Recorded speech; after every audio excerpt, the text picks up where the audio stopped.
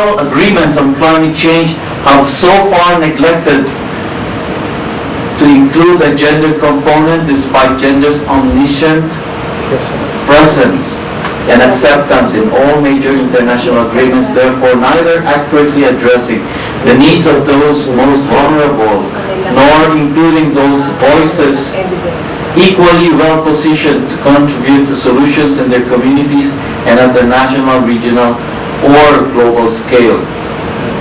Are there evidences that it was actually neglected? Yes. No, it was never neglected. It wasn't even believed in.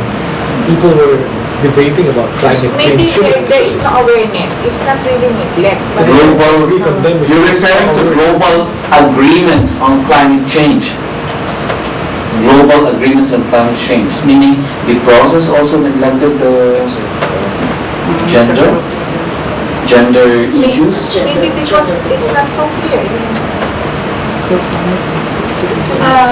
Yes, You want to comment? Yes. Condemning is the reason, well, it's neglected in the United Nations Framework Convention on Climate Change, and we see a problem with this because in past sustainable development conventions, they've always included a gender component as a prerequisite to those conventions. So to neglect that, or in this particular convention, which is more or less something that relates to sustainable development, is a huge error and sort of a setback in what's already been done over the past several decades, in including a gender component in several sustainable development and environmental conventions. So we do see it as a big neglection of not including a gender component, or actually a bigger social justice component within the United Nations Framework Convention on Climate Change. Okay. Instead of condemn, you don't want condemning, this is so strong. Just reminding them. Or realizing. Yeah, realize. I found this condemning is quite Reminding. a strong word. It's a very strong word. Just reminding them. Yeah. And I also agree with Bailey that just because it is not present doesn't mean it's not there. Remember, I made a whole presentation about hope. I forgot to mention that we're gender sensitive and we make 20%. I even forget that because I'm male. That's why my genetic material is that. But I'm sure the woman percent of the whole program, she will put that as the first thing. That we actually have a gender sensitive program by allowing women to access.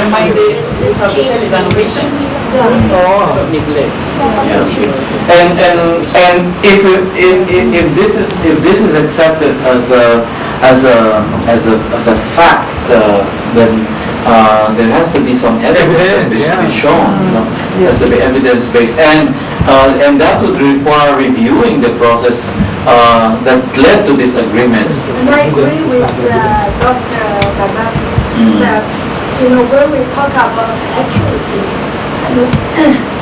not neither accurately addressing the needs of those most vulnerable, not including those voices. This is, I think if we use the word accurate, and that means we have a position already, what is accurate. So a lot of things need a further, further editing, because this raises more questions than answers. Okay, we have proposed words like reminding and recognizing. So can we take note of that?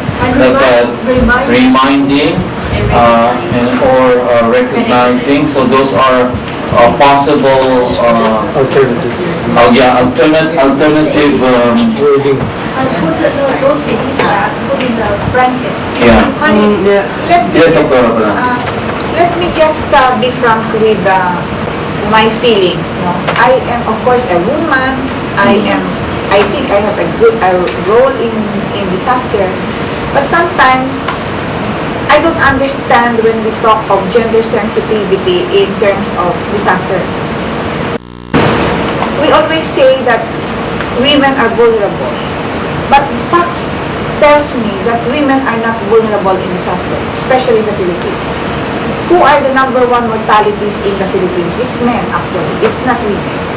So that's the reason why I'm asking for evidence that we are vulnerable. Because in the Philippines, we take care of our women and our children.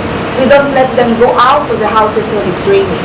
We let the men go out, and our top 10 mortalities are men, not really women. That's why I am a little bit, because I don't get, now I'm trying to come up with the research. We'll check what is the real vulnerability that we are always talking about. Well, actually, because when we talk of gender, it's always contextual. It's always it is in the context of a culture or a society. So, like in the case of the Philippines, women are more what?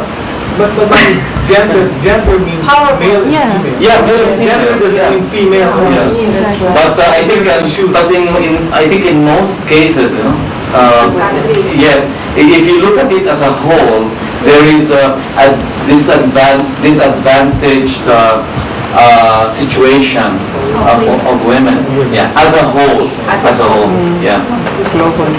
Yes. And I do agree with you that when we're talking about gender issues, we can't say that it's just women who are vulnerable, because men are also vulnerable. Especially, you have to look at the gender roles and what the inequities and the different roles that men and women are playing in society. But as you said, in a lot of cases, it's because of these gender inequities that a lot of times women are looked to first, because in a lot of cases they seem to be more vulnerable to after disasters, post-disasters, or during disasters. But we have to still make that distinction that both men and women have these different roles and are vulnerable to different things during disasters. So I think that's an important point to make.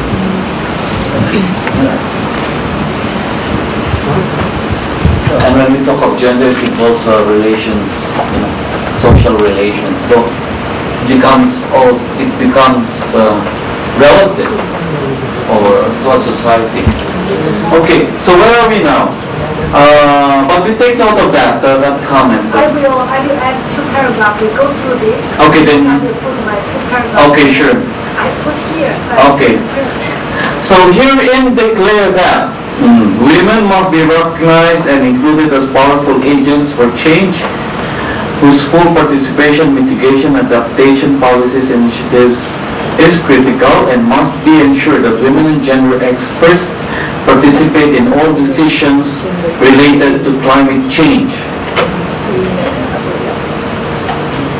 or climate change adaptation. I don't know.